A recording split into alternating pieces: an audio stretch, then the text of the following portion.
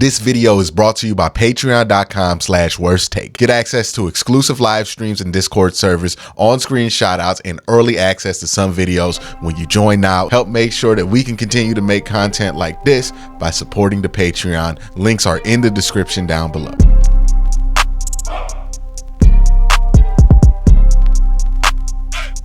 Big news, J.O.K. has just signed a 3-year, $39 million extension with $25 million guaranteed. That's $13 million average per year. That's not necessarily how that money's going to hit the cap. It's just a good figure to kind of put in perspective of where that deal lands with other deals. So when you hear that APY number, the $13 million a year, don't automatically assume that's what the cap number is. That would be a bad practice. But this means that the Browns now have 13 players who make over $10 million APY. This is the list of players from a tweet.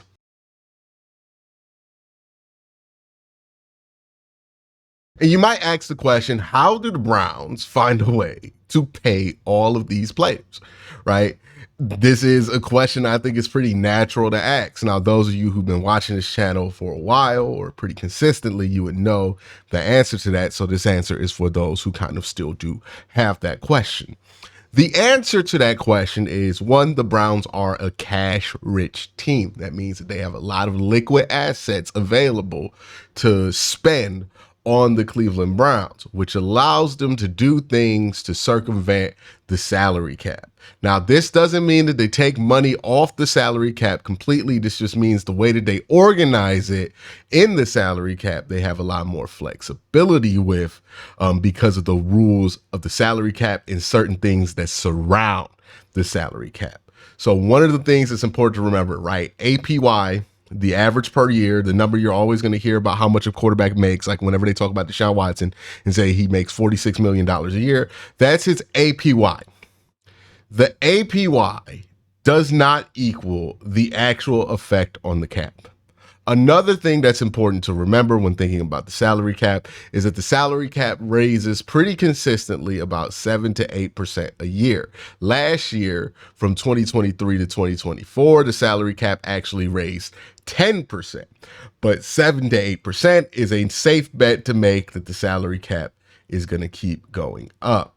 And what that means is that when the salary cap keeps going up, if you move money down the road, right? If you kick money down the road in contracts and the salary cap keeps rising, it's like putting things on a credit card, but instead of getting charged interest, it's reverse interest, where that interest actually helps you. So unlike a credit card where you're penalized for putting money on it and not paying back immediately with interest charges, unlike that, when you kick the can down the road in the salary cap, since the cap raises 7 to 8%, the overall percentage of cap that money takes up goes down and down and down each year. Remember, the salary cap hit for a player does not equal what they're getting paid this year. It's not the same thing. It just means how much of the money from that player's contract is allocated to take up that year's cap. You eventually have to account for all of the money in the contract on the salary cap. But when and how you account for that money can change greatly based on how flexible you are. And the Browns are extremely flexible because they have a lot of cash. This is what is called in the salary cap game the cash advantage. The Browns can afford to give money up front in signing bonuses, guarantee money, right? That will automatically go to the player's account. So they're not worried about if I'm going to get paid a ton this year, because their payment is less about their game check and more about the signing bonuses or the roster bonuses that they will accumulate. The roster bonuses and the signing bonuses don't necessarily have to account against that year's cap. You just have to account for it eventually, right? So you can move that money down to 2026 when the player's getting it in 2025, and kick actually getting charged on the salary cap for that money down the road. And again, the reason you want to do this is simple mathematics. Right now, $13 million is 5% of the current cap. In 2025, that same $13 million will be 4.7% of the salary cap. In 2026, that same $13 million will be 4.4% of the salary cap. And in 2027, when this deal is up, that $13 million will be 4.1% of the cap. See, the cap goes up, the number stays the same, the percentage of that number goes down. So it makes more sense to spend money now. So it makes more sense to kick that money down the road as long as possible, because the impact on your salary cap will go down and down and down every year. This is something that Pittsburgh did with Big Ben. This is something that the Philadelphia Eagles are doing with all of their current contracts. This is how this works with big contracts. You usually do this. This is just a little bit more of an aggressive strategy around it. So basically spending $1 now, but accounting for it on the cap later, makes that dollar cost 1/3% less each year. The upsides to this strategy are obvious. You're living through it.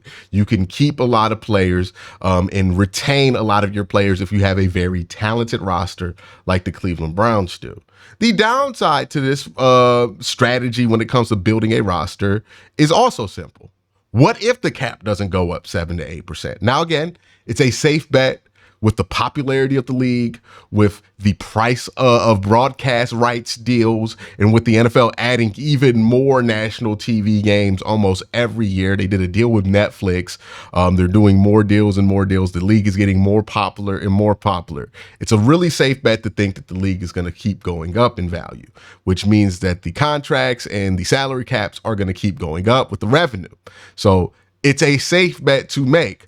But if something unforeseen happens, like another coronavirus shutdown that would affect salary cap, remember when that happened, the salary cap was reduced significantly, which caused a lot of problems, or something else that would reduce the NFL's revenue in some unforeseen way. Those are the things that could make this strategy hit a wall. The reason I think a lot of teams are willing to take that bet is look at what it took for the salary cap to go down. What it took for the salary cap to go down was basically all of society shutting down for like a year. That is just not very likely to happen again. Like we're talking about that big of a thing being required for the salary cap to go down in the NFL. More than likely, if things operate even close to normal, the salary cap is going to continue to rise, which is why the Browns feel comfortable in doing this and why the Browns continue to structure their deals like this. They also did this with Amari Cooper, where much of his cap hit is going to hit the year after his contract expires. That's twofold. That's so they can have a chance to extend him and have some incentive to extend him. But that's also because, you know, they want to utilize their window right now. So that's the deal with J.O.K's extension and all the other extensions that the Browns have had. If you're wondering how they continue to keep all of these guys, sign all of these guys, that's how they use the cap. That's how a lot of teams use the salary cap, and that's why they can do it and why it's a good strategy with minimal downsides, or at least not very probable downsides in the future. Let's actually give an update on the whole Michael Hall situation. Basically, if you don't know much about the Michael Hall situation, he was called in and arrested the other day for holding a gun to his fiance's head. He was only charged with a misdemeanor for that incident, and it seems like the Browns are standing by him. He was at practice today and in uniform, and he's pled not guilty to those charges, and he's been charged with 1 count of domestic violence. So that's the situation with Michael Hall. We'll see how that continues to go out. Other related news, Mark Andrews was in a car accident today. We'll see if he is healthy walking out of that, but just pretty scary news there. Car accidents can be very, very, very, very, very dangerous. Just a reminder to drive safe out there. Hopefully Mark Andrews gets out of that with no issues. But yeah, Mark Andrews was in a car accident. And also J.J. McCarthy, who we usually wouldn't talk about on this show, he tore his meniscus, which means that he's going to miss the whole season. The reason we're talking about this because the Browns are currently at joint practice with the Minnesota Vikings right now, which dramatically changes their plans for 2024, I would imagine. But yeah, McCarthy, meniscus tear, out for the year. That's a tough break for Minnesota, and a tough break for McCarthy.